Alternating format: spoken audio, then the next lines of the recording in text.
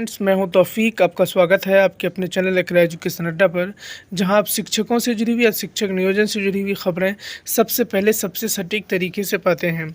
दोस्तों, मैं आज आप सुबह जैसा आपको मालूम है कि मैं सुबह जो खबरें शिक्षकों के लिए, शिक्षक अभ्यर्थियों के लिए इम्पोर्टेंट होती है, उन खबरों को लेकर मैं आप सबके सामने हाजिर होता हूं। तो दोस्तों, मैं आज सुबह आज भी 4 जो बहुत इम्पोर्टेंट खबरें हैं वो लेकर मैं आप सबके सामने हाजिर हुआ हूं।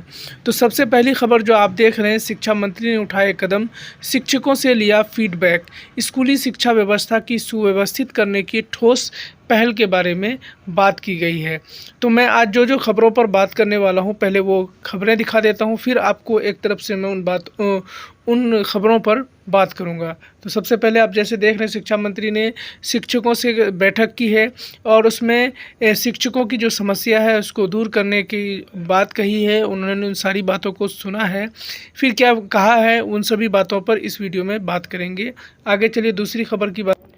दूसरी खबर जो है ये जो नए शिक्षक बनने वाले हैं उन सभी के लिए शिक्षकों की सेवा शर्त में बदलाव के आसार हैं। तो इस पे भी जो बातें हैं, जो अखबार में बातें इंपॉर्टेंट कही गई है, उन पर भी बात करेंगे।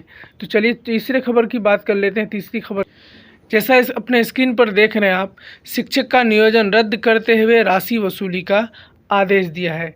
यह गोपालगंज के माझा प्रखंड का पंचायत पैठानपट्टी के नवसृजित प्राथमिक विद्यालय सेक टोला के पदस्थापित नियोजित शिक्षक विमला प्रसाद का नियोजन रद्द करते हुए जो राशि है वसूलने का आदेश दिया है। ये जो है, ये खबर पे भी हम लोग चर्चा करेंगे। चलिए आगे एक और खबर है, उस पर भी बात कर लेते। जैसा अपने स्क्रीन पर आप देख रहे हैं, लंबी अवधि से अनुपस्थित शिक्षकों की तलाश जो है वो की जा रही है, क्योंकि उनको फिर से स्कूल में बहाल करने की बात चली है। तो आइए जानते हैं, एक तरफ से सभी खबरों पर बात करते हैं, हल्की छोटी बात करके कुछ इम्पोर्टेंट बातें हैं वो बताते हुए आपको मैं आगे बढ़ता चला जाऊंगा। तो दोस्तों, सबसे पहले इस खबर की बात करते हैं। तो जैसा कि आप यहाँ देख रहे हैं स्क्रीन पर, सभी शिक्षा मंत्री हैं, साथ के साथ उनके बहुत सारे प्रतिनिधि मंडल हैं। उन लोगों ने शिक्षकों की जुड़ी समस्याओं को उठाया है और पर कई सारी इम्पोर्टेंट बातें रखी गई है। तो जैसा कि आपको इस अखबार में कहा गया है कि शिक्षा मंत्री के सामने शिक्षक जो भी पुराने शिक्षक हैं उनके ऐच्छिक स्थानांतरण को लेकर बातचीत की गई। साथ के साथ शिक्षकों की जो सेवा निरंतरता है उसके बारे में बात की गई। शिक्षकों के तिथि से मिलने वाले प्रारंभिक से लेकर उच्च माध्यमिक तक जो शिक्षकों की दिक्कत है, उन सभी दिक्कतों को दूर करने की बात कही गई। और शिक्षक जो कार्य कर रहे हैं उसके जगह पर, जैसे जो भी हाई स्कूल है या दूसरे के माध्यमिक, उच्च माध्यमिक के जो स्कूल हैं, उन सभी में जो कर्मी की ज़रूरत है एक्स्ट्रा, उन कर्मियों के बारे में बात की गई है। साथ के साथ जो चतुर्थ वर्ग के कर्मचारी होते हैं यानी पियोन, उसके लिए भी बात की गई। इसी तरह बहुत सारे शिक्षकों के जो मुद्दे थे उन सभी मुद्दों पर इसमें शिक्षा मंत्री से जो प्रतिनिधि मंडल ने बैठक की थी उसमें इन सारी बातों को रखा गया है, शिक्षकों के हित की बात को रखा गया है। दूसरी खबर की अब बात करें तो दूसरी खबर जो है वो है, प्रस्तावित नियमावली पंचायत नगर शिक्षकों की सेवा शर्त में किसी प्रकार के बदलाव के आसार नहीं है। उसके बाद शिक्षा विभाग के प्रस्तावित पंचायत व नगर निकाय नियुक्ति सेवा शर्त और स्थानांतरण नियमावली 2022 का ड्राफ्ट तैयार कर लिया गया है। उसमें शिक्षक नियुक्ति नियमावली 2020 में बदलाव किया गया है।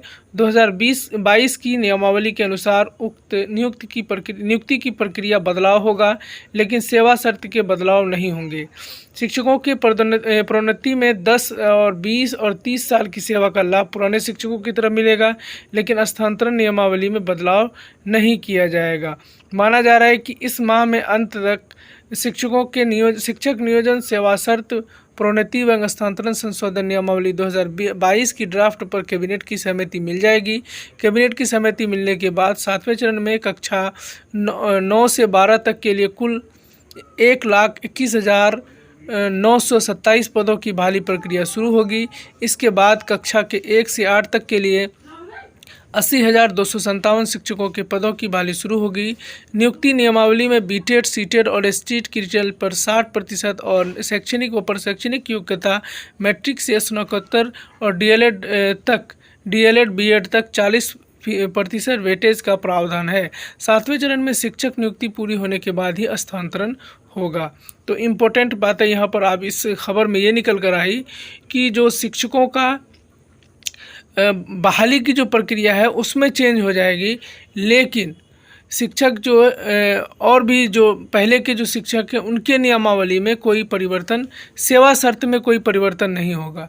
यानी आप जैसे 2 साल तक आपको क्या कहते हैं, आपको ट्रेंड होने का स्केल नहीं मिलता है, तो यहाँ पर भी आपको नहीं मिलेगा।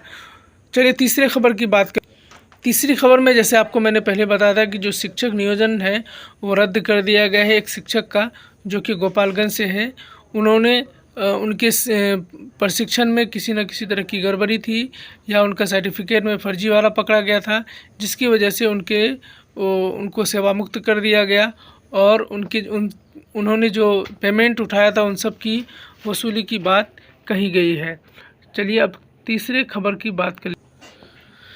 तीसरी खबर में है कि जो डीपीओ का कहना है उस पर हम लोग सीधे बात करते हैं, पूरी खबर को नहीं पढ़ेंगे। डीपीओ ने कहा कि कई शिक्षक जो लंबे अवधि से नियुक्ति संबंधी विवाद या संदिग्ध प्रमाण पत्र, निगरानी द्वारा जांच दर्ज प्राथमिकी आदि के कारणों से कार्यरत नहीं हैं, उन्हें भी संबंधित नियोजन इकाई द्वारा पुनः योगदान कराने का प्रयास किया जा रहा है।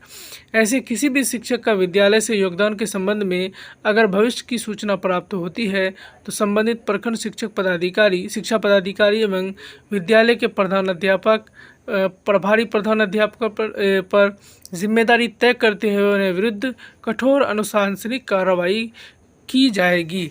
तो ये जो मामला है, ये कई सारे शिक्षक ऐसे हैं जो किसी कारण उनको अभी हटा दिया गया है, तो उन सबको फिर से दोबारा जो है उसी नियोजन इकाई में योगदान देने के लिए कहा जा रहा है। ऐसे बहुत सारे शिक्षक हैं जहाँ पर इनका नाम दिया गया है। तो चलिए दोस्तों, आपको अगर ये वीडियो अच्छा लगा हो तो इसको लाइक और शेयर करें। साथ के साथ अगर हमारे चैनल पर नए हैं, शिक्षक नियोजन से जुड़ी अपडेट पाना चाहते हैं तो चैनल को जरूर सब्सक्राइब कर लें। बहुत बहुत धन्यवाद। मिलते हैं अगले वीडियो में किसी नए